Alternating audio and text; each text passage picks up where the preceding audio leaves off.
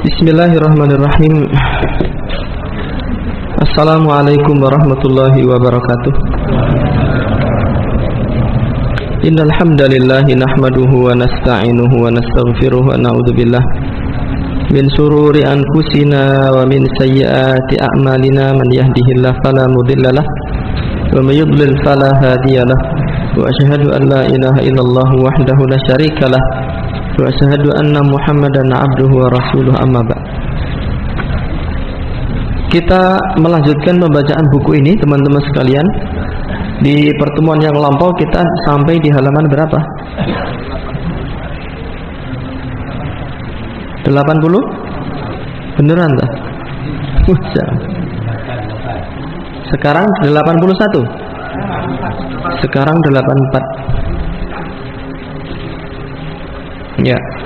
Qala al-muallif hafizahullahu taala, penulis mengatakan semoga Allah senantiasa menjaga beliau. Man huwal munajjimu warrammalu wadharibu bil hasa wa qari'ul kaffi wal finjan. Siapakah itu? Siapa namanya? Ahli nujum. Dan orang yang melemparkan kerikil, serta orang yang membaca telapak tangan atau membaca cangkir. Ternyata ada metode perdukunan itu dengan menggunakan media kopi, yaitu seseorang membuat kopi, kemudian sisa-sisa kopi yang ada di cangkir itu kan membentuk seperti gambar atau peta. Itu dia baca, kemudian dia mulai meramal dengan berdasarkan sisa kopi yang ada di cangkir. Al-munajjimu, munajjim itu huwa, dia adalah alladzi, orang yang yattakhidhu hisaban nujum, yang menjadikan perhitungan bintang wasilatan sebagai sarana ila ghayatihil muharramah, sarana untuk mencapai tujuan-tujuan yang haram. Jadi menggunakan ilmu perbintangan untuk mencapai tujuan yang haram. Jadi ahli nujum itu tidak haram secara mutlak. Ada ilmu nujum, ilmu perbintangan yang dibolehkan, yaitu apa kemarin? Satu, untuk pelayaran, ya, untuk navigasi, ya, ilmu untuk menentukan arah, fungsi bintang itu. Kemudian untuk hiasan langit, kemudian alat melempar setan. Selain tujuan itu, maka tujuan-tujuan ilmu hisab nujum itu maka menjadi tujuan yang haram, seperti untuk meramal, untuk melontarkan sihir. Itu disebut dengan al-munajjim. Warrammalu, sedangkan ar-rammal, ramal itu secara bahasa artinya apa? Romal apa romal? Ada yang tahu nggak? Kalau saya tidak salah ingat, kerikil itu, atau tanah yang berkerikil. Bismillah.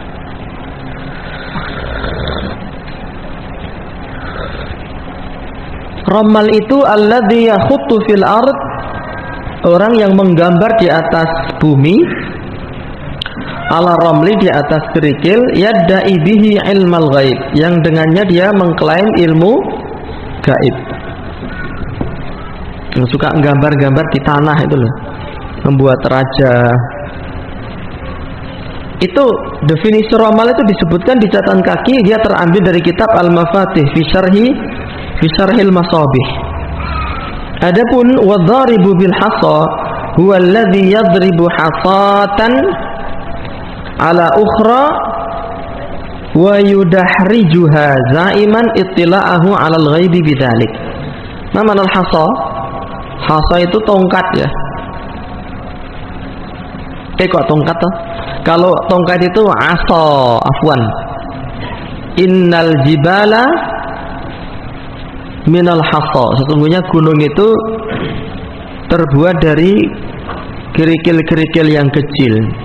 Kalau asa itu artinya tongkat. Asa, al-asa tongkat, al-hasa apa? Kerikil. Siapa itu ad-dharibu bil hasa? Huwa alladhi yadribu hasatan ala ukhra wa yudahrijuha, yaitu orang yang melemparkan kerikil kepada kerikil yang lain, adu batu atau adu kerikil. Zaiman, dia menyangka itila'ahu alal ghaibi bidzalik, dia bisa mengetahui perkara gaib dengan cara itu. Wa qari'ul kaffi wal finjan huwa, sedangkan pembaca telapak tangan dan cangkir adalah alladzi yutamtim, yaitu orang yang qomat kamit ala kaffil insan, qomat kamit di hadapan telapak tangannya manusia, wal finjan, dan qomat kamit di hadapan cangkir, bi alfadhin ghairi mafhumah, dengan qomat kamitnya itu menggunakan lafaz-lafaz yang tidak bisa difahami. Yadda'i biha ilmal mustaqbali, yang dia mengklaim ya dengan cara itu dia mengetahui kejadian-kejadian yang akan datang. Ada lagi yang melemparkan bukan kerikil, bukan menulis di tanah, ya, bukan melalui bintang, tetapi menggunakan sumpit. Kalau orang-orang di Afrika ada yang menggunakan potongan-potongan tulang, entah tulang apa itu dikumpulkan di dalam cangkir terus ditumpahkan di tanah gitu. Atau sumpit, misalnya jumlahnya ada 30 sumpit, masing-masing sumpit itu ada nomornya atau ada rumus tertentu, ya, diopiok-opiok, nanti sumpit yang jatuh dibaca, dipakai untuk apa? Meramal. Tapi yang sering terjadi di tempat kita itu adalah meramal menggunakan telapak tangan. Wa tanjimu wa tarmilu wa darbu bil hasa wa qira'atul kaffi wal finjan, perdukunan dengan sarana bintang, dengan sarana kerikil, tanah, membaca telapak tangan, membaca cangkir, kullu hadhihi, ini seluruhnya wasailu yastakhdimuhal kuhan, merupakan sarana-sarana yang digunakan oleh dukun, wal arraf, dan tukang ramal, yadda'i biha ilmal ghaibi wal mustaqbal, yang dengan cara itu mereka mengklaim mengetahui ilmu gaib dan kejadian yang akan datang. Wa huwa kadzibun fi dzalik, dan dia itu dusta dalam perbuatannya tersebut, bohong. Wal munajjimu war rammalu wad dharibu bil hasa wa qari'ul kaffi huwa kahinun aw arraf, pelakunya itu seluruhnya dukun atau tukang ramal. Wa ahyanan, dan terkadang yaf'alu al-musya'widhu hadhil af'ala muqallidanil kahina wal arrafa, terkadang tukang klenik itu melakukan perkara-perkara ini muqallidan, dalam rangka apa? Ikut-ikutan, mengikuti metodenya siapa? Dukun dan tukang ramal. Zaiman annahu kahinun aw arraf, dia menyangka dirinya dukun atau tukang ramal. Jadi dukun itu ada yang beneran, ada yang dukun apa? Jadi-jadian. Dukun jadi-jadian itu namanya musya'widh, ya, tukang klenik atau tukang sulap, ya. Dia meniru-niru, berakting seperti apa? Dukun. Seperti Gus siapa itu, yang mengajarkan ilmu kebal, pedangnya itu panjang gede, lalu dipakai untuk menebas apa? Paku. Misalnya ini paku, misalnya, kenyataannya ini kan sedotan, ya. Ini sedotannya bolong kok ora iki? Enggak ada lubangnya ini. Iki murni nggo ngudak tok. Misalnya ini paku, nanti dilakban di atas kayu gini, dilakban, terus pedangnya dibacokkan, tel, kan terbelah tuh pakunya. Nah, jadi tajam toh. Lalu dipukulkan di mana? Di perut, peng. Rasanya cuma geli saja. Antum pun akan begitu, nggak usah pakai ilmu tertentu. Kalau pedangnya dipakai buat mutus paku, putus, dipukulkan di perut itu nggak apa-apa, karena itu pedang tumpul. Jadi untuk memutus paku itu nggak perlu benda tajam. Saya tanya, tangui landep apa ora? Catut tajam nggak? Nggak tajam, tapi dia bisa mutus paku nggak? Bisa. Petel yang bujel itu loh, bisa untuk memutus paku. Ya, kalau pengen pembuktian ilmu kebal itu nih, ada Brigas ini ada 6 orang yang sudah lulus dapat sertifikat Badan Nasional Sertifikasi Profesi sebagai jagal sapi. Ya. Jadi pisau yang digunakan untuk motong sapi itu bukan pisau putus paku, bukan. Tapi pisau putus kertas HVS. Kertas HVS diterbangkan, dibacok, putus. Nah itu untuk ngiris perut, dijamin brodol itu. Tapi kalau untuk paku gini, ya nggak akan mempan. Apalagi tidak digesrekkan, cuma dipukul-pukulkan seperti ini. Ya, itu namanya musya'wil. Namanya apa? Musya'wil. Yaitu tukang tipu. Dia menyangka dirinya dukun, padahal bukan. Ya, dia hanya mengesankan di hadapan orang banyak bahwasanya dia itu dukun. Ya, liya'kula amwalan nasi bil batil.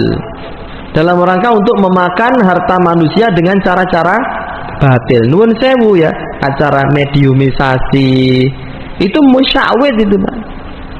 Ya, jin ditarik, dimasukkan ke badannya orang lalu diinterogasi. Musya'wid itu.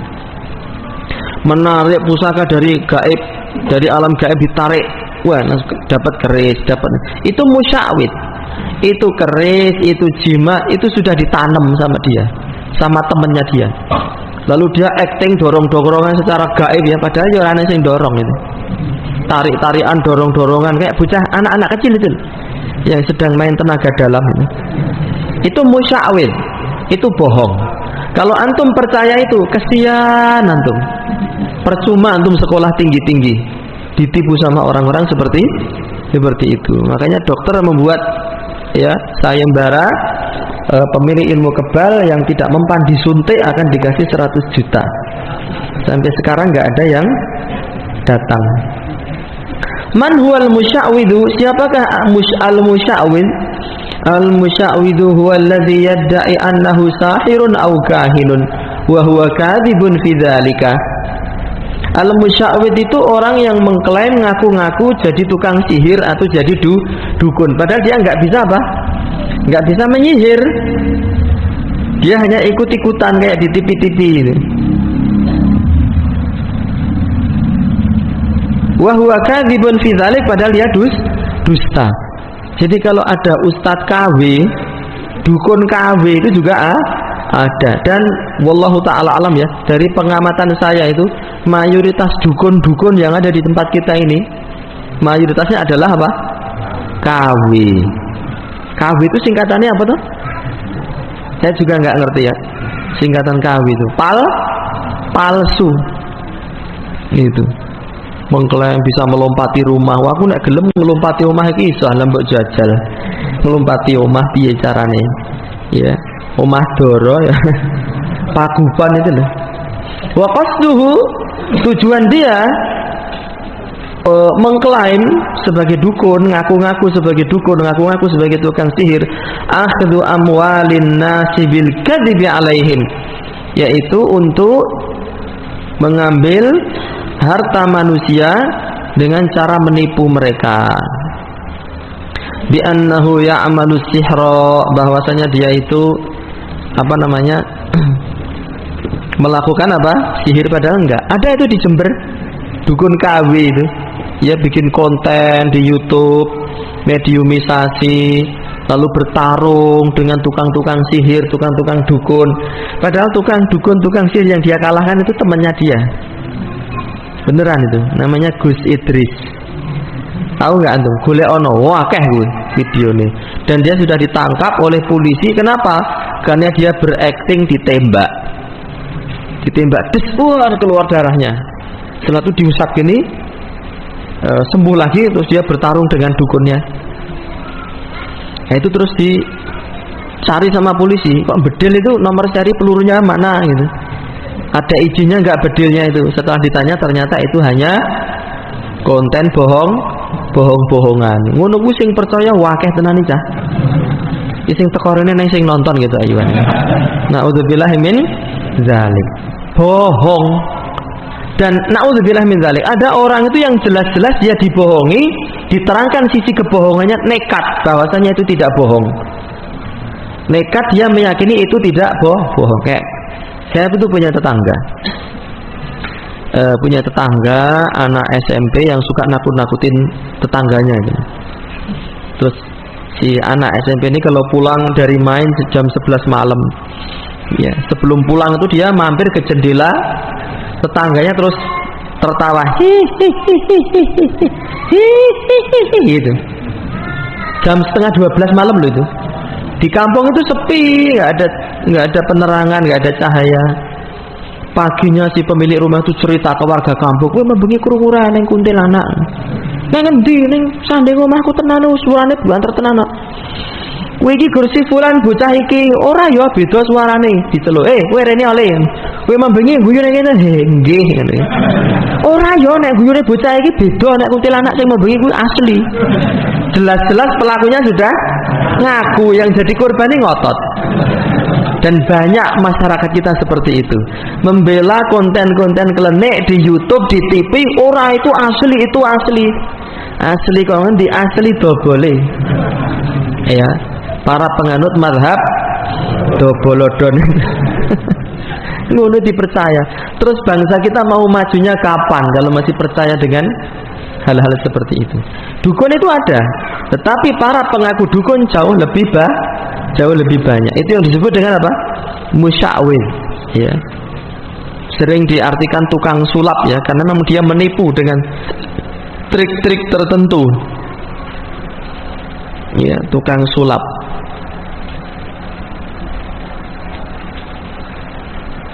Wa qasduhu akhdhu amwalin nasi bil kadhibi alaihim bi annahu ya'malu sihra aw yu'aliju bisihri, atau dia bisa mengobati dengan sihir, mengesankan, menimbulkan kesan dia itu bisa melakukan sihir atau bisa mengobati sihir.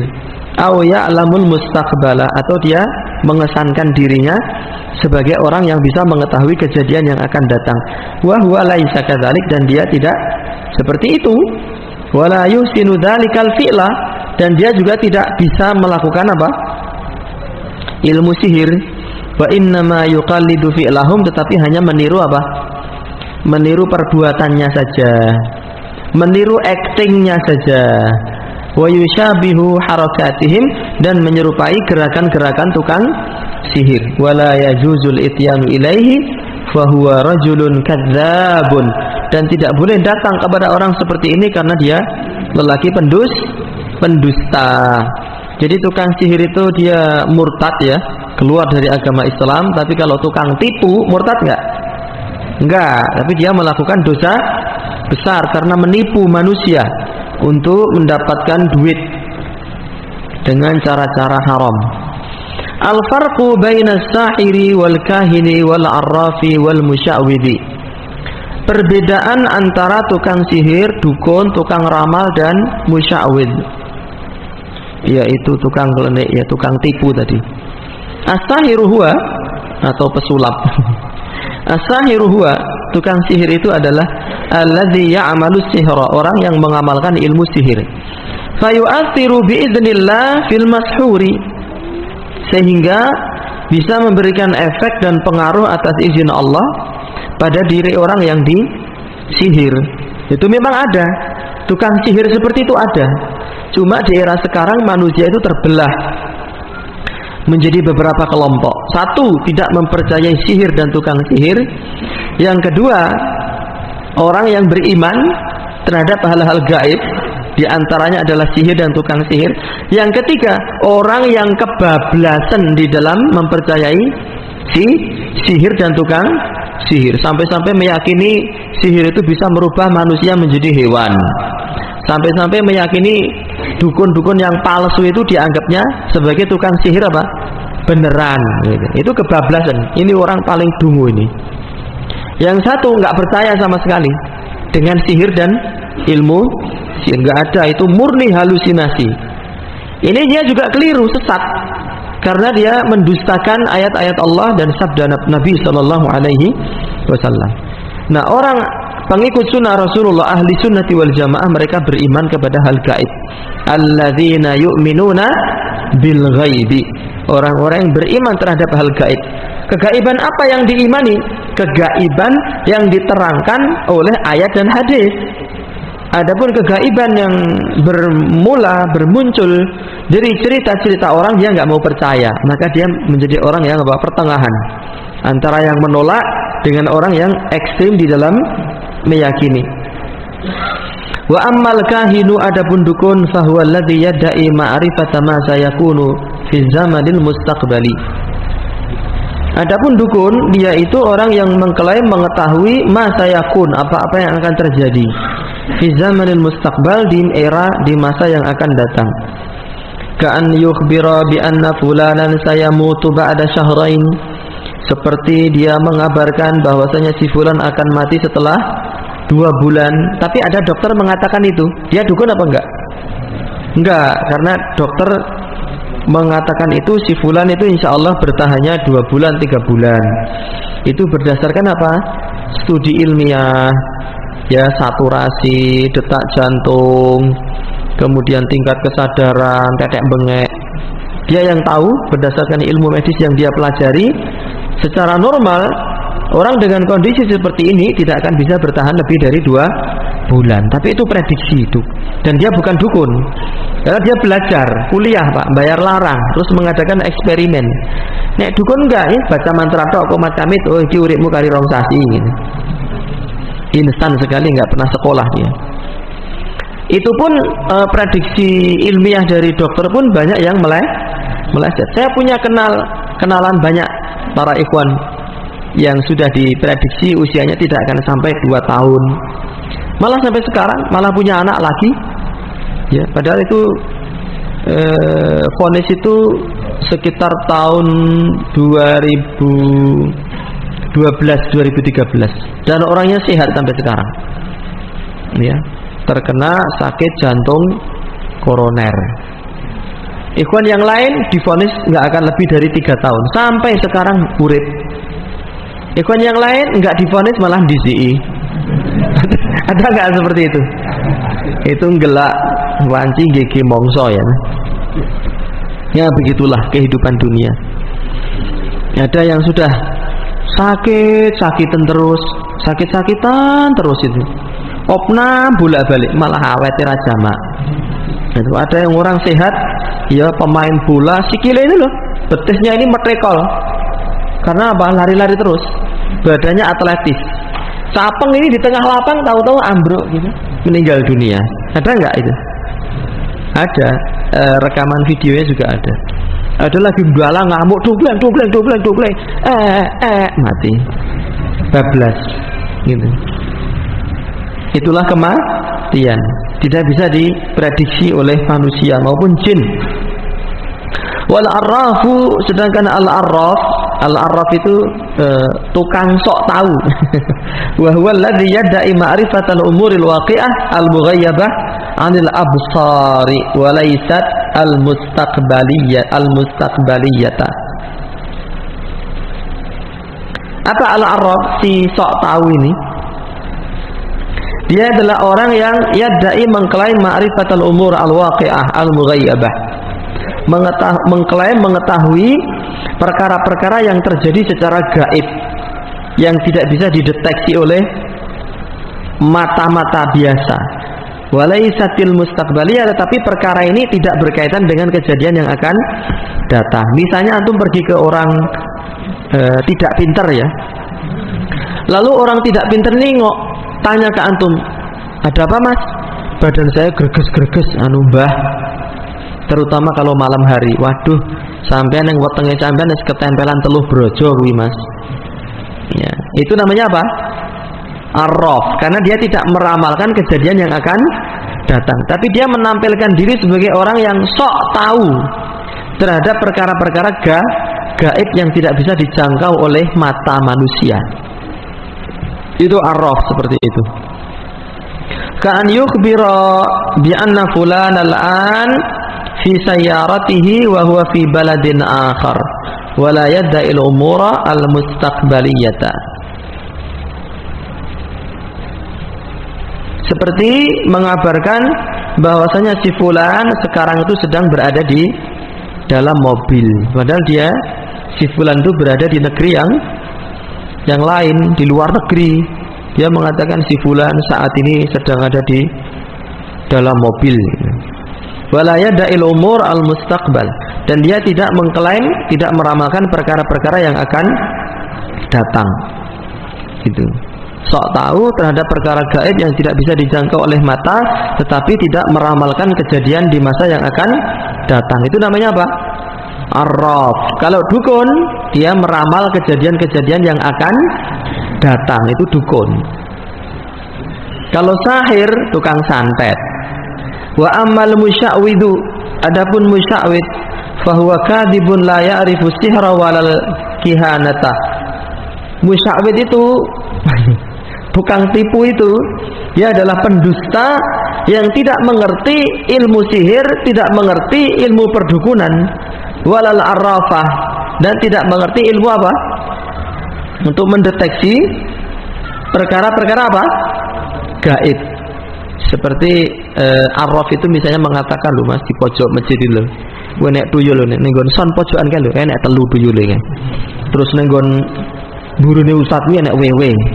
Bisa dia. Itu meramalkan perkara yang akan datang apa enggak? Enggak, nah, tapi dia si sok tahu, mengklaim mengetahui perkara gaib. Gitu. Itu namanya apa? Arraf. Kalau musya'wid itu orang bodoh, Pak.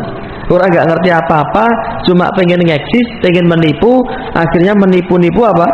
Meniru-niru gerakan-gerakan dukun untuk menipu manusia. Wa innama yaz'umu, bukan yaz'amu, za'ama yaz'umu. Wa innama yaz'umu annahu ya'rifuha, dia mengklaim bahwasanya dia mengetahui ilmu sihir dan perdukunan, liya'kula amwalan nasi bil batil, untuk memakan harta manusia dengan cara batil, wa taruju af'aluhu 'alal mughaffalina minan nas. Ya, dan melariskan perbuatannya itu, atau perbuatannya itu banyak diminati, banyak dilarisi oleh manusia-manusia yang apa? Yang mughaffal. Mughaffal itu lalai, ya. Bahasanya kita ya geblek itu. Yang jadi pasien musya'wid itu adalah orang-orang apa? Kira-kira loh, goblok sama geblek itu lebih bodoh mana? Lebih bodoh goblok apa geblek? Geblek ya. Kalau goblok gimana ya? Kalau goblok itu orang apa? Jawa Timur. Goblok. Saking apanya? Gobloknya. Kalau Jawa Tengah kan santai. Goblok, bodoh. Bodoh banget, geblek. Besar, gede, gede banget, gede. Kalau Jawa Timur enggak gawedi gitu. Goblok. Saking apanya? Bodohnya. Reaksioner memang mereka. Da'watun ila taubati, ajakan untuk bertaubat. Ajakan untuk bertaubat. Man ata al-kahanata, barang siapa ata mendatangi para dukun, au qara'a, atau dia mengetuk abwabas saharah, pintunya para tukang sihir, wa sawwalat lahu nafsuhu al-idrar bil akharin, dan dia menginginkan untuk menimpakan madarat kepada orang lain, fal yuqli' an zalika al-asami al-mufsidati lid-din. Fal yuqli', hendaknya dia melepaskan diri, antilkal asam, dari dosa-dosa itu, al-mufsidah, yang bisa merusak lid-dini, agama. Wal yandam, dan hendaknya dia menyesal ala ma iqtarafa min sayyi'atin mubiqatin, atas perbuatan dia ya yang berupa keburukan yang membinasakan. Wala ya'ud, dan janganlah ia kembali ila tilkal makhazi al-ba'isah, terhadap apa? Kehinaan yang buruk. Wal yarfa'id darara bihallis sihri amman adahum, dan hendaknya dia mengangkat, menghilangkan apa? Darar, yaitu kecelakaan, bihallis sihri amman adahum, dengan cara menghilangkan sihir dari orang yang telah dia ganggu. Bertaubat tok, tapi dia tidak mencabut apa? Sihirnya dari orang yang dia jahati, enggak bisa. Dia harus bertaubat, dan orang-orang yang dia ganggu harus dicabut sihirnya itu. Dia harus menghilangkan sihir dari orang yang dia jahati.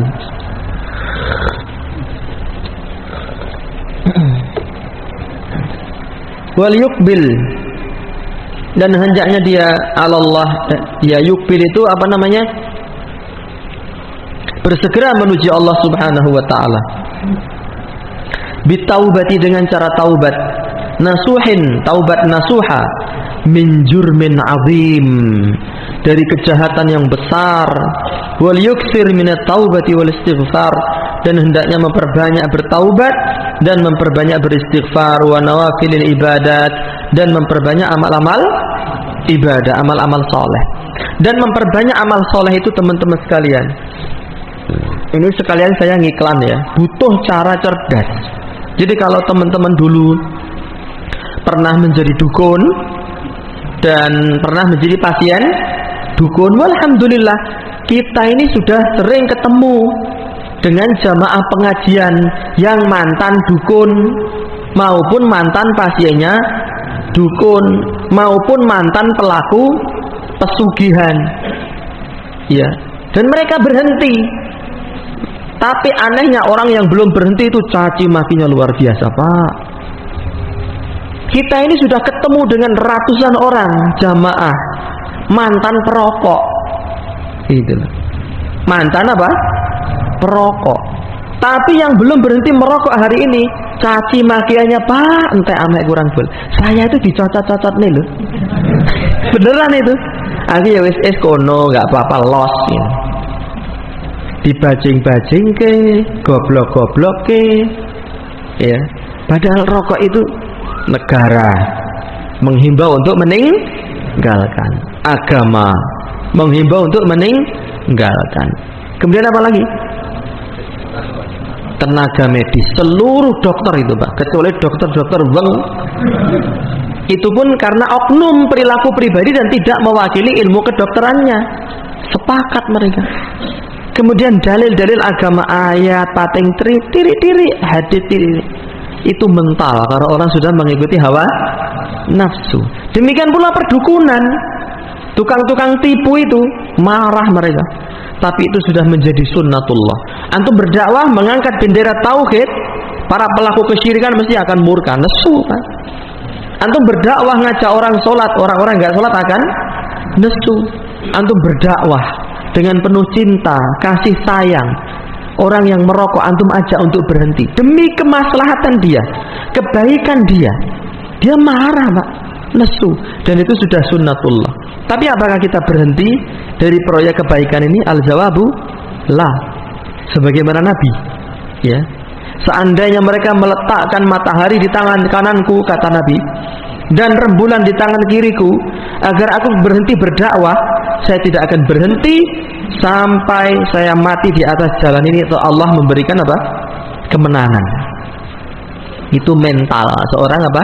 Dai. Dan setiap muslim harus memiliki mentalitas seorang dai ilallah. Gitu. Nah, bagi teman-teman yang pernah menjadi pasien dukun atau menjadi dukun, bertaubat alhamdulillah, berarti hidayah Allah menyapa hati antum dengan lemah lembut. Yang perlu dilakukan adalah melepaskan diri dari perbuatan itu, kemudian mencabut gangguan kita kepada orang-orang, kemudian memperbanyak taubat, memperbanyak istighfar, dan memperbanyak nawafilil ibadat, yaitu ibadah-ibadah yang sunnah. Misalnya dulu nggak sholat sunnah, rajin sholat sunnah. Dulu nggak puasa sunnah, rajin puasa sunnah. Nggak baca Quran, rajin baca Quran, ya. Kemudian sedekah juga begitu, sedekah yang sunnah. Ada sedekah wajib seperti zakat, yang sunnah enggak, maka kita menjadi rajin. Untuk apa? Untuk menghapuskan dosa-dosa di masa lalu. Wa atbi'is sayyi'atil hasanah tamhuha. Kejelekan, keburukan, kemaksiatan, kemungkaran itu hendaknya kalian tutup dengan kebaikan-kebaikan. Maka kebaikan itu akan apa? Menghilangkannya sedikit demi sedikit. Seperti air kopi misalnya segini ada kopi, dia diguyur pakai air bening terus selama 5 menit. Lama-lama yang hitam itu menjadi hilang, Mbak. seperti itu. Tapi melakukan amal sunnah, melakukan ibadah berbekal semangat saja tidak cukup. Harus berbekal apa? Ilmu dan kecerdasan. Dengan usia yang sedikit, kemudian modal yang sedikit, kita bisa meraih pahala sebanyak-banyaknya. Dengan cara apa? Ilmu. Dengan cara apa? Muwafaqatus sunnah, mencocokkan ibadah kita itu dengan sunnah Rasul Sallallahu Alaihi Wasallam. Contoh misalnya ini kan bulan Rajab ya. Setelah Rajab apa? Sya'ban. Setelah Sya'ban Ramadan. Teman-teman ini sebagian besar saya tahu wajah-wajah lama ini. Mereka setiap tahun ikut iktikaf itu. Ada yang full 24 jam, ada yang manusia setengah iktikaf. Jadi nek bengi, nek awan kuwi kerja, nek bengi setengah iktikaf setengah turu. Nek bengi kuwi. Jadi nanti maghrib datang iktikaf kita ngaji gitu. Wah kok lemes ya, tidur kelipuk. Nanti bangun sahur, habis sahur ngaji lagi sampai padang, sholat subuh, ngaji lagi, matahari terbit, sholat 2 rakaat, dia pergi bekerja lagi. Itu bagus itu. Daripada yang enggak sama sekali.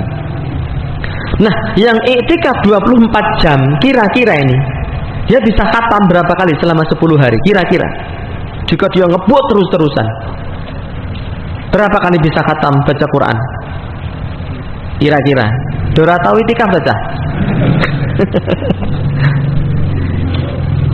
Dalam 10 hari misalnya dia khatam 3 kali. Berarti rata-rata 1 hari dia khatam berapa kali? Baca berapa juz? 3 juz sekian ya. Kalau sehari 3 juz sekian dan konsisten dia sehari itu kok sehari 3 juz toh? 10 juz sehari. Konsisten ya. Maka dalam 10 hari dia bisa khatam 3 kali. Itu kalau konsisten.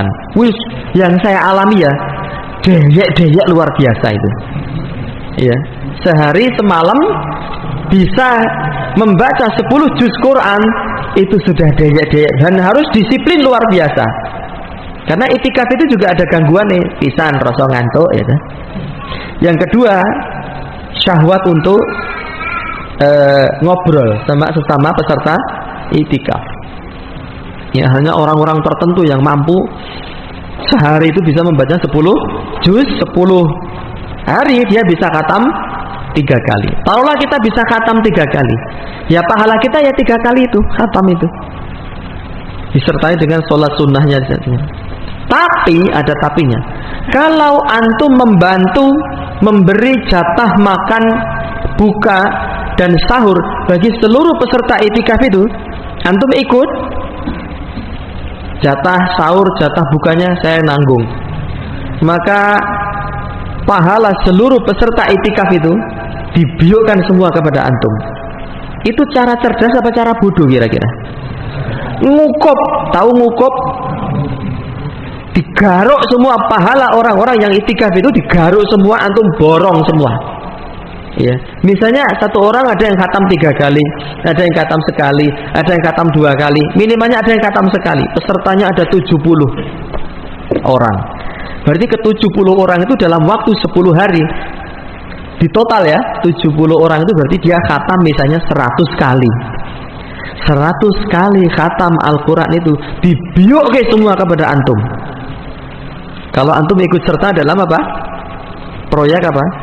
Sego kawoso itu. Sewu sego kanggo wong poso. Dan sudah ada programnya berjalan mungkin 5 tahun ini. Ya, Brigas membuat pawon Ramadan, setiap hari memasak 500 bungkus nasi dibagikan ke masjid-masjid, dan di 10 hari terakhir mereka fokus melayani para peserta itikaf. Mari ikut bergabung. Karena usia kita nggak tahu akan berapa lama lagi. Sehebat apapun kita mengaji, sehebat apapun kita beribadah, ya nilainya ya 1. Maksudnya 1 orang ini. Tapi kalau antum memiliki cara cerdas dengan sedikit modal,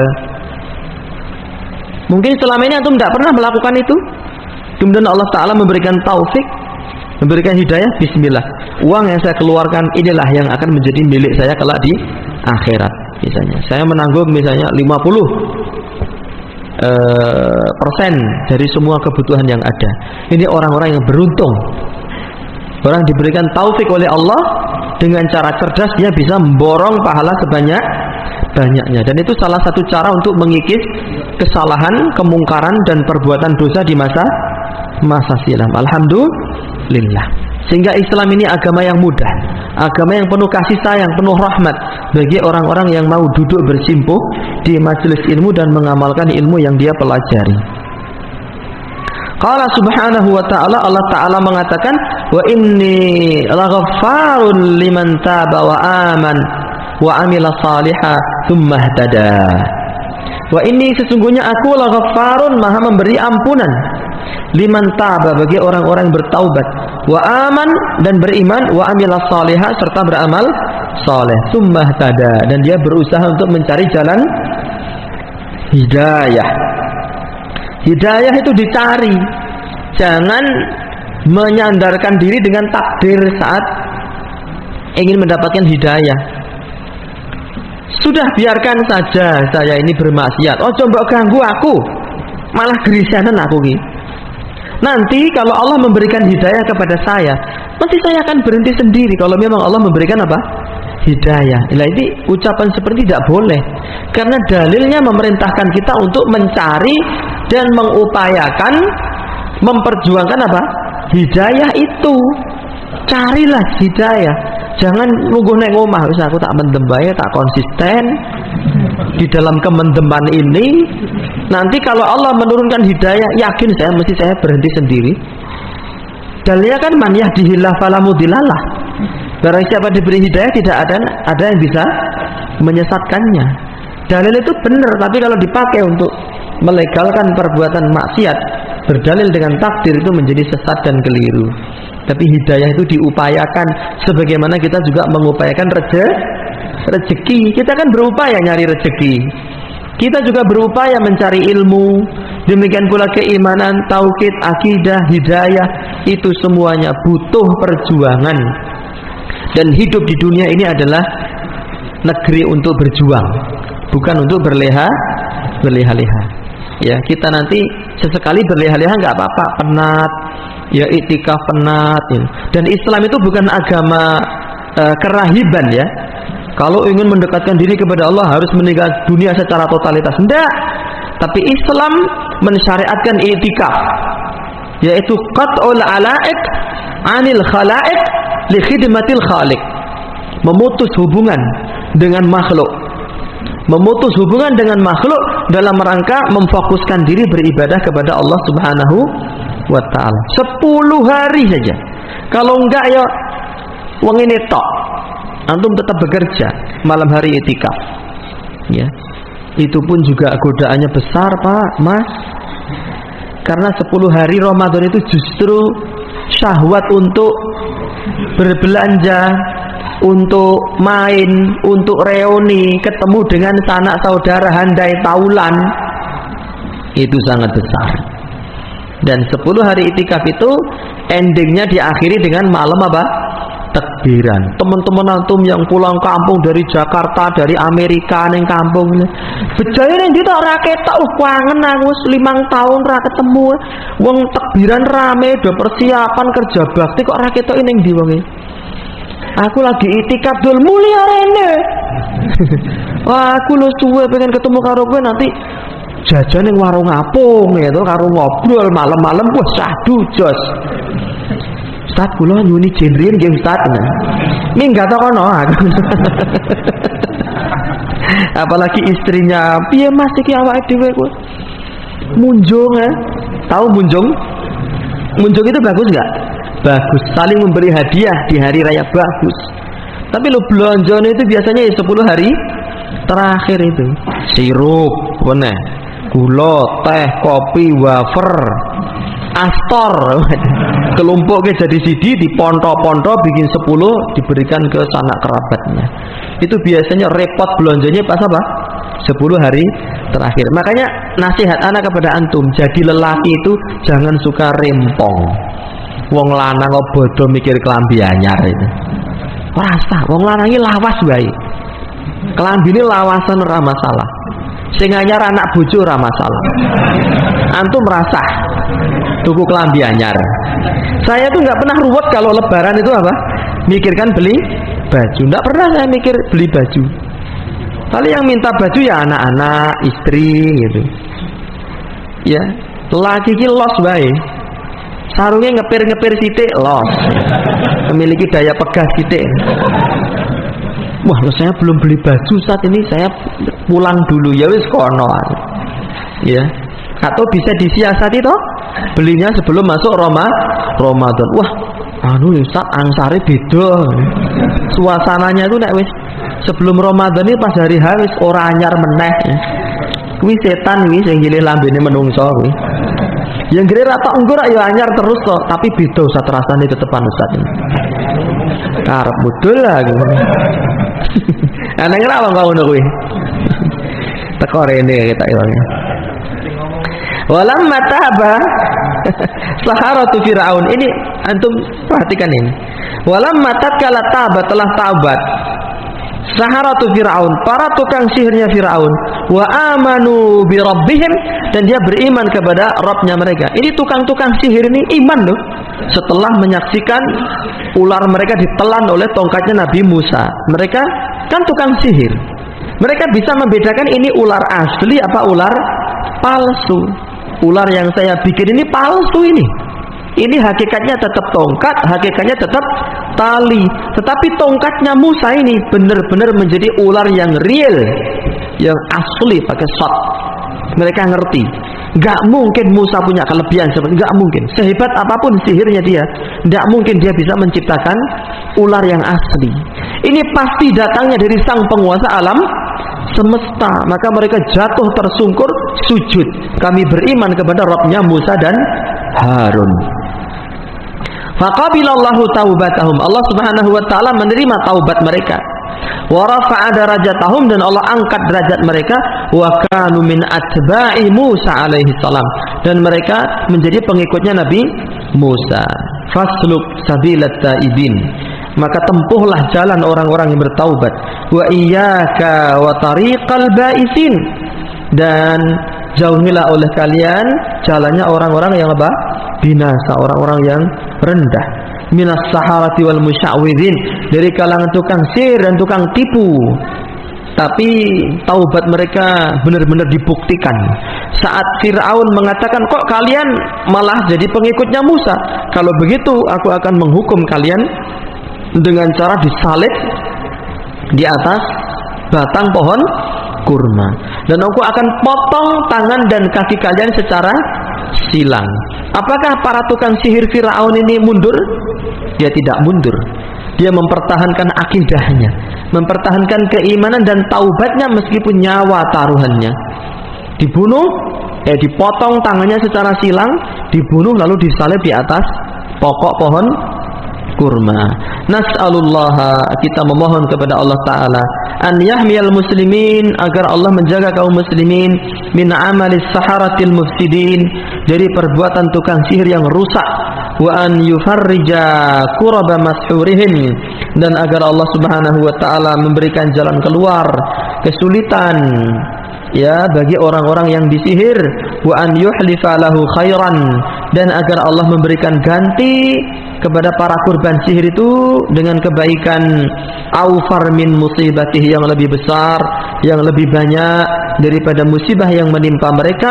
Wa sallallahu ala nabiyyina Muhammadin, salawat Allah semoga terlimpah curahkan kepada nabi kita baginda Muhammad sallallahu alaihi wasallam wa ala alihi, beserta keluarga beliau, wa sahbihi, dan seluruh sahabat beliau wasallam, dan semoga Allah melimpah curahkan salam keselamatan untuk mereka semua.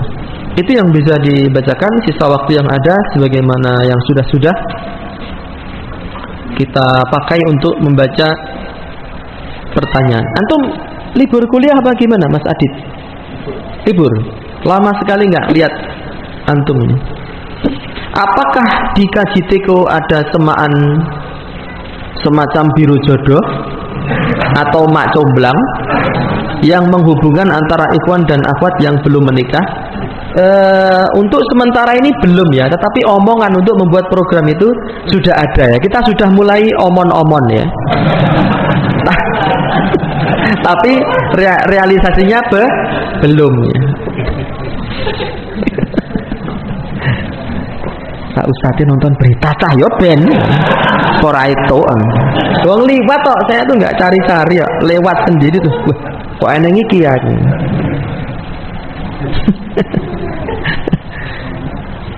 Ngapunten, mau minta tips agar ketika menjadi imam tidak grogi. Kalau saya alhamdulillah menjadi imam, tetangga saya di masjid sudah tidak grogi. Akan tetapi ketika ada teman atau orang mampir ke masjid, saya jadi imam itu saya malah grogi. Nama antum Thomas grogi apa gimana ya? Apakah mungkin karena niat saya menjadi imam salah? Ya bisa jadi. Bisa jadi iya, bisa jadi tidak. Bisa jadi iya, bisa jadi tidak. Terus tipsnya bagaimana? Yaitu mengikhlaskan niat itu. Antum wong hari biasa itu kan nggak apa-apa. Kenapa kalau ada orang itu menjadi ada apa-apa? Berarti ada someting di dalam hati dan jiwa kita itu. Ya, mengikhlaskan niat, sering membaca doa Allahumma inni as'alukal ikhlas fil qawli wal amal. Ya Allah, aku meminta kepada Engkau keikhlasan di dalam ucapan dan perbuatan. Yang kedua, teruslah mengimami, baik ada ikhwan ataupun nggak ada ikhwan. Kalau antum meninggalkan mengimami, nggak mau mengimami karena ada ikhwan, itu pun juga bagian dari apa? Dari riya. Melakukan sesuatu karena manusia itu riya, meninggalkan sesuatu karena manusia juga riya. Terus gimana caranya? Ya tetap jadi imam dengan terus memerangi apa? Perasaan-perasaan yang tidak baik itu. Bisa jadi itu bukan karena kadar keikhlasan yang berkurang, ya karena nervous saja. Nggak tahu, itu munculnya itu juga nggak bisa terkendali kok itu. Ada orang itu waktu akad nikah itu benar-benar gemeter loh, pegang mic itu sampai mau jatuh micnya itu. Saya terima, gitu. Karena apa? Nervous itu. Itu kalau nervous biasanya kayak ada semacam darah yang naik ke tengkuk sampai ke kepala, terus dari sela-sela rambut itu keluar apa? Keringat dingin, perinding, perempeng. Itu bisa semaput loh. Bisa sampai pingsan itu. Nah, orang seperti itu didekati, ditepuk-tepuk, dilus-lus gegere, sabar, sareh, nyebut ngono. Talkin ngono. Aku urung arep mati ya pas ngono. Jadi tetap berusaha mengimami dan memerangi perasaan yang nanti seiring jam terbang itu akan apa? Hilang dengan sendirinya. Saya dulu kelas 1 SMK, khutbah Jumat pertama kali.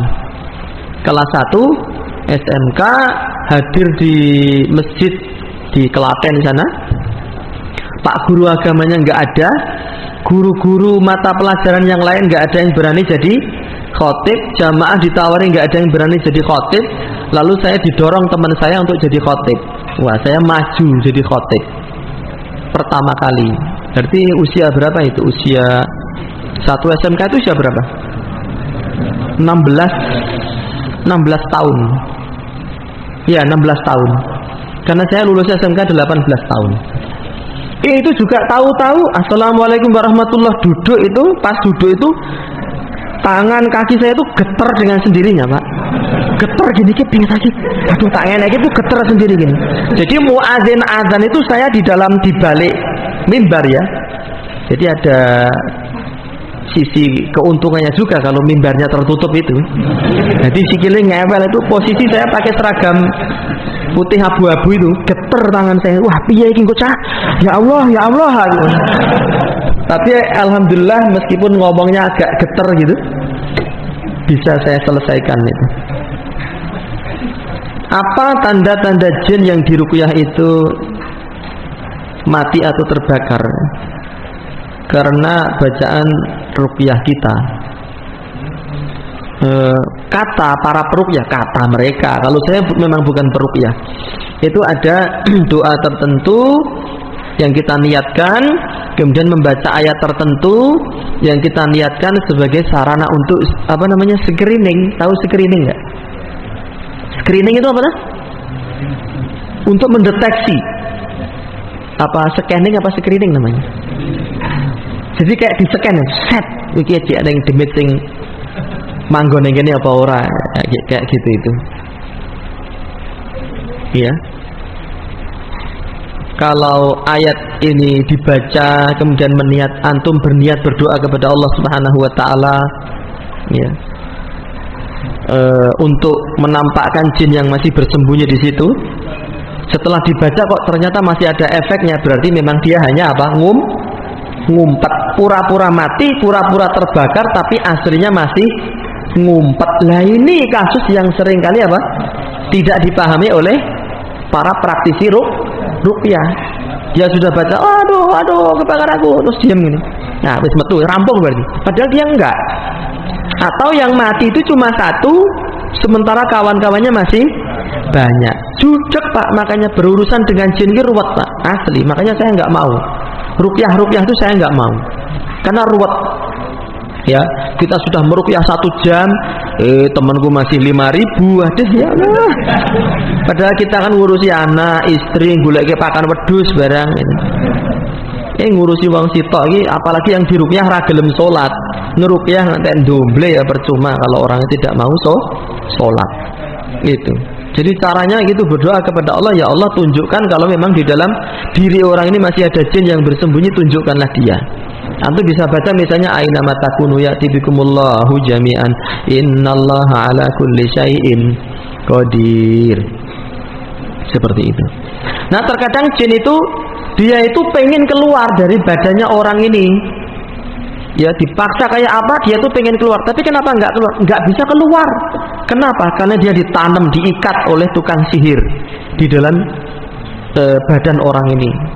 Maka antum jangan hanya menuntut untuk keluar. Ora iso wong dhek dibondo kok dikeluar. Antum harus memutuskan tali itu, tali gaib itu. Dengan cara apa? Berdoa kepada Allah Ta'ala, ya Allah putuskanlah buhul yang mengikat jin ini di dalam tubuh orang ini. Ya. Misalnya dengan membaca ayat bara'atu minallahi wa rasulihi ilal ladzina ahadtu minal musyrikin. Diulang-ulang aja. Bara'atu minallahi wa rasulihi ilal ladzina ahadtu minal musyrikin.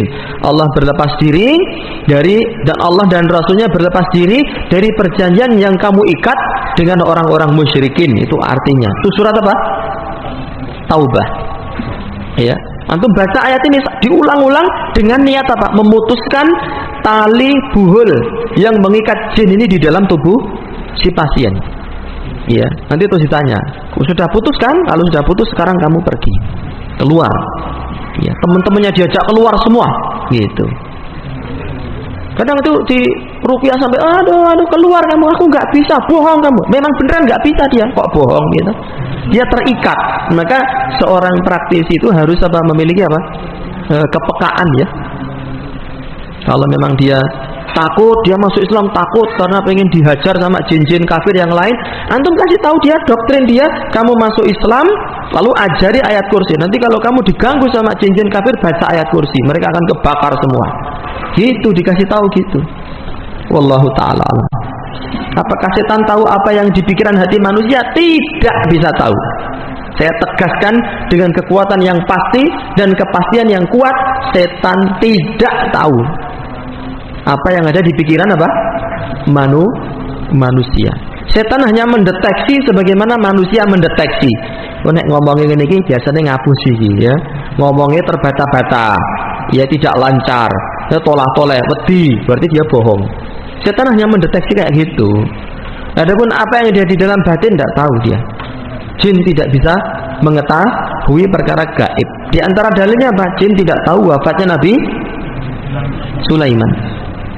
Ilmu tenaga dalam itu apakah ilmu sihir? Tenaga dalam itu maksudnya apa?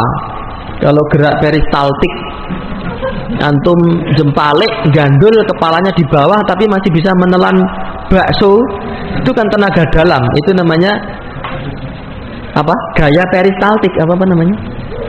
Bener apa enggak ini? Dokelingan pore cah. Ini pelajaran era Orde Baru itu. Gerak peristaltik yang mengakibatkan manusia bisa menelan meskipun dalam keadaan apa? Terbalik. Atau ngeden, itu tenaga dalam. Tapi kalau tenaga dalam bisa menjatuhkan orang dari jarak jauh, iya itu sihir. Ya, itu istikhdamul jin, meminta pertolongan apa? Jin. Ada yang benar-benar begitu bisa menjatuhkan dari jarak jauh. Ada yang cuma acting, Pak. Ada yang cuma apa? Apa tadi namanya? Al-musya'widz, tukang tipu. Ya. Na'udzubillahi min dzalik. Apakah orang yang meninggal dunia bisa melihat orang yang masih hidup? Wallahu a'lam. Saya belum tahu jawabannya. Salat itu kewajiban apa kebutuhan? Terima kasih. Kewajiban dan kebutuhan sekaligus. Itu diwajibkan oleh Allah Subhanahu wa ta'ala. Inna sholata kanat 'alal mu'minina kitaban mauquta. Wasta'inu bis-sabri was-shalah. Minta tolonglah dengan sabar dan salat. Dan Allah menggunakan fi'il amr. Padahal kaidah usul fikih mengatakan al-aslu fil amri lil wujub. Hukum asal dari setiap perintah Allah itu wajib. Ya. Kok kewajiban tur ya kebutuhan? Iya, seperti mencari nafkah itu wajib enggak? Wajib. Dan kita itu kebutuhan apa enggak? Kebutuhan. Itu kebutuhan dan sekaligus kewajiban. Orang yang mengatakan aku enggak butuh sholat, dia bohong, dia dusta. Kelak kalau dia mati baru dia akan tahu kebutuhan dia terhadap sholat itu teramat sangat dahsyat sekali. Ya. Jadi bukan hanya kebutuhan di dunia. Sholat itu kebutuhan kita untuk kehidupan di akhirat. Ada orang yang bertanya bagaimana dengan kaji teko, ya tak? Ada orang yang bertanya bagaimana dengan kaji teko. Kemudian saya jawab alhamdulillah banyak jamaahnya. Oh akeh dah kita semiliki. Dia mengatakan iya banyak, tapi banyak orang awamnya. Apakah perkataan tersebut termasuk sombong? Mungkin. Mungkin. Bisa jadi iya, bisa jadi tidak. Kalau memang banyak orang awamnya, ya makanya kita ngaji supaya tidak menjadi orang awam. Dan nggak usah terlalu dipikirkan omongan seperti itu. Yang terpenting itu antum istiqomah ngaji. Masalah omongan orang itu akan dipertanggungjawabkan apa? Sendiri-sendiri. Izin bertanya Ustaz, uang atau harta hasil judi ketika kita sudah bertaubat itu harus dibagaimanakan nggih? Uang hasil judi ya dilepaskan. Yang masih berupa uang. Adapun yang sudah terlanjur dibelanjakan ya enggak usah. Yang masih berupa uang kalau bisa dilepaskan, disedekahkan, diberikan kepada orang lain untuk proyek-proyek sosial secara umum. Jangan antum makan, kecuali dia sudah jadi barang, sudah jadi makanan, sudah jadi rumah, ya sudah. Itu insya Allah kalau antum bertaubat ataibu kaman lah zambalahu. Orang bertaubat itu seperti orang yang tidak punya dosa. Seperti orang melakukan riba yang sudah dibelikan itu sudah terlanjur, sudah itu sudah berlalu. Insya Allah Allah mengampuninya. Tapi yang masih harta riba yang masih ada itu harus segera dilepaskan, Pak, dengan cara disedekahkan untuk proyek kebaikan apapun. Tapi kan itu uang haram. Haram bagi antum sebagai pelaku judi, haram bagi antum sebagai pelaku riba. Kalau sudah berpindah tangan ke orang lain dengan cara-cara halal, maka itu halal bagi pihak yang kedua. Dalilnya ada harta ghanimah. Bolak-balik saya sampaikan itu. Orang kafir Yahudi, ya, orang-orang musyrikin mencari duit dengan cara judi, dengan cara merampok, dengan cara menipu. Lalu mereka berperang dengan kaum muslimin, mereka kalah. Hartanya orang-orang kafir itu diambil oleh kaum muslimin. Padahal harta orang kafir itu didapatkan dengan cara apa? Judi. Loh kan itu harta haram, kenapa diambil kaum muslimin? Itu namanya ghanimah. Berpindah tangan dengan cara yang halal, dengan cara ghanimah, dengan cara sedekah, dengan cara hibah, dengan cara yang lain, maka halal bagi pihak kedua, haram bagi si pelaku kemaksiatan. Wallahu ta'ala a'lam. Apakah boleh di bulan Ramadan kita liburan? Dan apakah boleh kita menolak ajakan untuk liburan di bulan Ramadan agar kita bisa fokus ibadah? Bukan hanya boleh, sangat dianjurkan, Pak. Liburan itu mubah, boleh baik di bulan Ramadan ataupun di luar Ramadan. Tapi kalau antum menolak liburan karena ingin fokus ibadah, ya bagus sekali itu. Mantap joyo. Memang seharusnya seperti itu. Tapi kalaupun antum mau liburan, selama liburan itu liburan yang mubah, tidak berlibur ke tempat ibadahnya orang-orang kafir, tidak berlibur ke tempat-tempat ya aurat diumbar, ya musik diputar dengan secara frontal. Liburannya liburan yang mubah, yang boleh, yang halal, tidak apa-apa antum sesekali liburan. Tapi kalau antum pengen fokus beribadah dan menolak ajakan tersebut, itu jauh lebih baik. Apakah boleh menggugurkan kandungan yang usianya 6 bulan? Karena ada indikasi kegawatan dan kelainan bawaan jika tetap dilahirkan. Kelainan itu apa? Enggak boleh. Kalau tidak mengancam kehidupan tidak boleh digugurkan. Dan mengancam nyawa ini harus dikatakan oleh dokter spesialis yang lebih dari satu. Enggak boleh kalau cuma satu. Sehingga ada ijma, ada kepastian, ada sesuatu yang qat'i. Misalnya antum punya anak janin ya, dikandung istri antum. Pak, ini harus dipilih, mempertahankan anaknya apa istrinya. Ya, kalau anaknya enggak digugurkan, istri antum nanti akan mati. Atau anaknya ini bisa diselamatkan tetapi konsekuensinya istrinya harus mati. Atau menyelamatkan istri antum, anaknya harus digugurkan. Nah, ucapan dokter ini harus dokter spesialis dan lebih dari satu. Enggak boleh hanya satu orang. Karena kalau dokter spesialis hanya satu, terkadang saat diperiksa dokter spesialis yang lain masih ada apa? Peluang untuk diselamatkan dua-duanya. Enggak boleh menggugurkan hanya karena ada kelainan, Pak.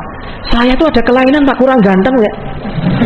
Anak dia aku digugurkan ya rasi do kaji dekorene no. Itu. Ya. Kelainan apa? Misalnya enggak ada tangannya, enggak ada kakinya, enggak boleh. Antum mau misalnya kecelakaan kehilangan tangan, Mas, gue kelainan gue disuntik mati, baik apa mau? Enggak. Jangan mengambil hak hidup orang lain, enggak boleh, itu pembunuhan itu. Ya, tetaplah dipelihara anak itu meskipun ada kelainan apa, tetap dipelihara. Itu anugerah Allah, amanah, dan bisa jadi itu menjadi kunci surga bagi antum sebagai orang tua. Terkecuali kalau memang sudah membahayakan nyawa dan yang mengatakan sudah beberapa dokter mereka sepakat semua, ya, maka tidak apa-apa. Mohon penjelasan tentang Islam Wahabi, karena masa kampanye saat ini sering kita dengar tuduhan Wahabi. Penjelasan tentang Islam Wahabi. Islam Wahabi ki piye ya? Oleh nerangke ki aku ki sering dituduh Wahabi. Saya itu katanya Wahabi Jawa katanya. Iya, sering saya mendapat tuduhan Wahabi Jawa karena sering pengajian pakai bahasa Jawa. Jenenge tok ngangsu kawruh tapi kawruhe saka Arab. Wong Jawa aja ilang Jawane ngono. Oh, rasa nganggo kathok, rasa nganggo klambi, cukup jarian wae. Kalau memang mau benar-benar menjadi orang Jawa. Kenyataannya orang-orang Jawa juga sudah meninggalkan budaya Jawanya, Pak. Rumahnya sudah bukan joglo. Ya, nganggo omah kaca ngene iki. Po Jawa kuwi. Kelambine ya wis ora Jawa. Nganggo hem, nganggo jas, pakai celana, selerekan, ada resletingnya. Nek Jawa kan kolor. Dan baju orang Jawa yang asli itu yang terpahat di Candi Borobudur. Laki wanita hanya pakai celana selutut menutupi pusar. Ke atas itu nggak pakai baju apa-apa, terus pakai gelang besi di sini, rambutnya digelung di atas. Wanita juga nggak pakai baju, hanya celana tok. Ngono kuwi. Sing mbok pingini. Ya. Wong Jawa aja selang Jawane ya wis aja kelamben wae. Nauzubillah min dzalik. Ya. Wahabi itu diidentikan oleh para penuduh sebagai Islam garis keras yang suka mensyirikkan, suka membid'ahkan dan suka membunuh kaum muslimin. Itu Wahabi. Ya. Kemudian julukan Wahabi ini sebetulnya yang pertama kali memunculkan itu orang-orang Inggris, Pak, penjajah apa? Inggris. Ya. Dan Presiden Soekarno itu memuji Islam Wahabi itu. Di dalam buku beliau Di Bawah Bendera Revolusi, beliau memuji Wahabi. Ya, dengan kemurnian akidahnya. kemurnian agama yang terambil dari Al-Quran dan Sunnah sebagaimana murninya angin sepoi-sepoi yang berhembus di padang pasir, kata beliau. Belilah buku itu, tulisan Insinyur Soekarno, dan beliau memuji Wahabi setelah berdiskusi dengan salah seorang tokoh yang sering mendapat tuduhan Wahabi, yaitu siapa? Ahmad Hasan, salah satu tokoh besar dari Persatuan Islam Persis. Ahmad Hasan itu suka berdiskusi dengan Soekarno melalui surat menyuratnya. Kemudian Insinyur Soekarno menjadi ngerti, oh ternyata orang-orang dituduh Wahabi itu seperti ini. Wahabi yang garis keras yang suka menumpahkan darah itu adalah Abdul Wahab bin Rustum. Ya, itu memang sekte sesat yang suka mengkafirkan. Itu sekte Khawarij. Khawarij itu apa? Suka ngebom, suka bunuh orang itu loh. Mengkafirkan kaum muslimin dengan serampangan, itu Khawarij. Memang ada itu. Ya, adapun dakwanya Syekh Muhammad bin Abdul Wahab itu bukan Wahabi. Kalau Abdul Wahab bin Rustum Wahabi cocok. Kalau Syekh Muhammad bin Abdul Wahab ya cocok, wong nama beliau Muhammad kok. Harusnya bukan Wahabi tapi Muhammadi gitu. Awas, Islam Muhammadi. Muhammadi itu ya pengikutnya Muhammad kan gitu. Ala kulli hal tidak usah dipedulikan Wahabi atau non Wahabi. Yang penting dalam beragama itu secara sederhana saja. Kalau pengen jadi Hindu sejati, ya harus berpegang teguh dengan kitab suci agama Hindu Tripitaka. Kalau pengen Buddha sejati, ya harus berpegang teguh dengan ajaran Buddha sesuai dengan anjuran kitab suci, yaitu Weda. Kalau pengen jadi orang Islam, ya harus berpegang teguh dengan kitab sucinya umat Islam, yaitu kitab Al-Quran dan hadis Nabi Sallallahu Alaihi Wasallam. Lah kok eneng orang ngomong pokoknya yo pengajian yang gresing dirembuk dalil-dalil wae mesti kuwi Wahabi. Oh, lah wong kuwi wong kau. Lah orang Islam kalau nggak pakai dalil mau pakai apa? Nggak pakai kitab sucinya mau pakai apa? Apakah ketika masbuk dan mendapati posisi imam sedang rukuk, lalu kita menyusul imam rukuk, kita belum ketinggalan rakaat imam? Iya, belum ketinggalan.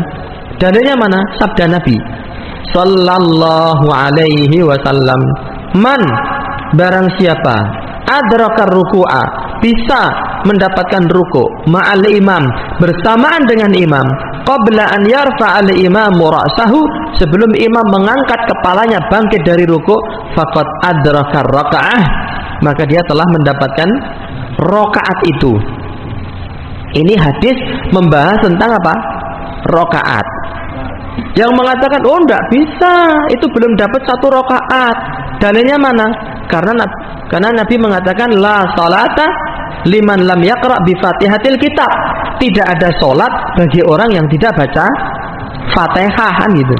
Kalau imam ruku antum langsung ikut ruku, berarti kan antum belum baca Fatihah, maka enggak dianggap dapat satu rakaat. Pertinyi ini pertanyaannya, yang dirembuk oleh Nabi dalam hadis tadi itu sholat apa rokaat? La sholata, tidak ada sholat liman lam yaqra bi Fatihatil kitab, bagi orang yang tidak baca surat Fatihah. Itu sing dirembuk sholat apa rokaat? Tidak ada sholat bagi yang tidak baca Fatihah. Sing dirembuk sholat, Pak. Nek antum selama sholat belas enggak maca Fatihah, ya rasa sholatnya antum. Tapi kalau rembukane kuwi rakaat, maka pakailah hadis rakaat. Hadis rakaat mengatakan barang siapa rukuk bersama imam sebelum imam mengangkat kepalanya, dia dianggap mendapatkan satu rakaat. Nek hadis sholat gunake untuk menghukumi sholat, hadis rakaat gunake untuk menghukumi hadis rakaat, kasus rakaat. Jangan hadis tentang sholat dipakai untuk menembak kasus rakaat. Ya keliru no. Ya seperti itu. Wallahu ta'ala. Apakah bacaan tasyahud awal dan tasyahud akhir sama? Sama. Yang membedakan hanya doa apa? Perlindungan dari apa? Azab kubur, dari azab neraka dan fitnah Dajjal. Apakah mencari pelarisan termasuk kesyirikan? Ya tergantung pelarisannya apa. Kalau pelarisannya dengan cara Facebook ad, ya dengan cara iklan ya enggak. Kalau pelarisannya itu pakai pesugihan ya iya, atau pakai jimat iya, itu kesyirikan. Apa yang harus dilakukan bila rumah anak berdampingan dengan rumah dukun, bertetangga jejer agar tidak kecipratan madorotnya? Ya aja pasrawungan, berkawan dekat dengan dukun, sekedar say hello aja. Halo Pak De, gitu tok. Monggo Pak De, gitu tok. Nggak usah main-main ke situ, ngobrol apalagi sampai bertanya hal-hal yang ingin antum tanyakan, nggak perlu. Kalau bisa pindah-pindah. Bayi yang baru lahir harus diadani apa tidak? Tidak. Kalau dikatakan harus, tidak. Ya ada dalil mengatakan harus ini. Suatu ketika dicipratkan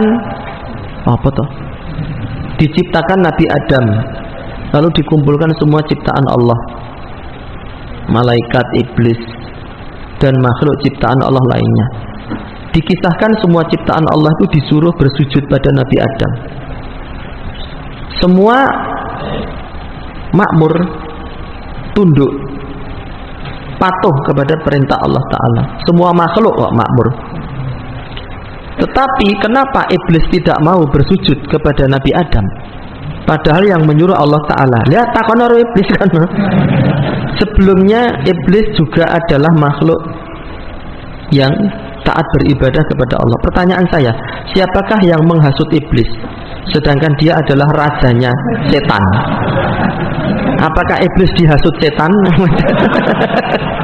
Apa gitu? Jadi orang melakukan kemaksiatan itu bukan semuanya karena hasutan, Pak. Iya. Orang melakukan kemaksiatan itu terkadang karena hasutan makhluk lain, terkadang karena menuruti hawa nafsunya. Nah, iblis masuk dalam kategori ini. Dia menuruti hawa nafsunya. Dia memiliki sifat takabur, sombong, dan hasad kepada siapa? Kepada Adam. Itu. Wow, tuaan saya, senior saya beribadah lebih dulu. Kok ada makhluk baru dibuat dari tanah, lihat kok saya disuruh sujud. Dia merasa nggak level. Ana khairun minhu, khalaqtani min nar wa khalaqtahu min tin.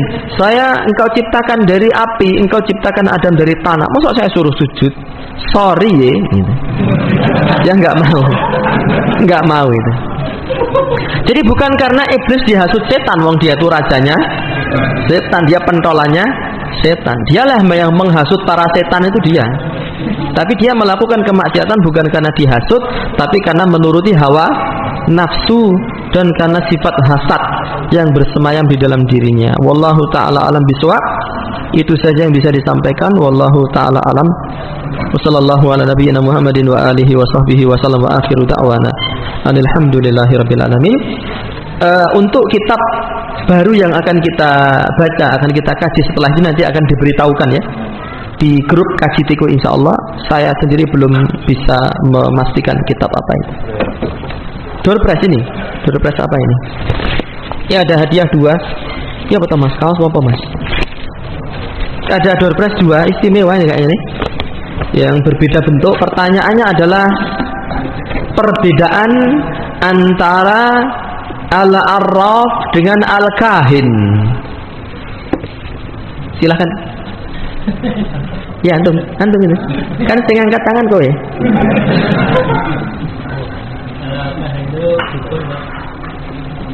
Terus al-arraf apa? Oh, kurang tepat. Ada yang lain? Silahkan Mas Setio. Sudah. Kalau arraf? Oh, bukan. Antum? Mengaku mengetahui perkara-perkara masa depan. Iya. Kalau arraf itu mengaku mengetahui hal gaib tapi bukan terkait masa depan. Oh iya benar. Silahkan Mas. Dukun itu mengklaim mengetahui kejadian-kejadian yang akan datang. Kalau arraf mengklaim mengetahui kegaiban tetapi tidak berkaitan dengan masa datang, kejadian di masa yang akan datang. Itu perbedaannya. Sekarang perbedaan as-sahir dengan al-musa'wid. Silahkan Mas Slamet. langganan hadiah kah tenan Mas jenengan Mas. Nang omah di koleksi gitu ya. Ayo. Sahir itu menguasai ilmu sihir yang dipergunakan untuk mencerahkan orang lain. Iya. Kalau musyawir Orang yang mengaku-ngaku sebagai orang yang mengetahui padahal tidak. Silakan Mas. Benar. Sahir itu seorang tukang sihir tulen yang mengetahui metode sihir dan metode perdukunan. Kalau musyawir ngaku-ngaku tok, ya, tukang santet KW yang tidak tahu tapi hanya meniru gerakan-gerakan tukang sihir untuk mengesankan dirinya mengetahui sihir padahal aslinya tidak. Wallahu taala alam bisawab. Wassalamualaikum warahmatullahi wabarakatuh.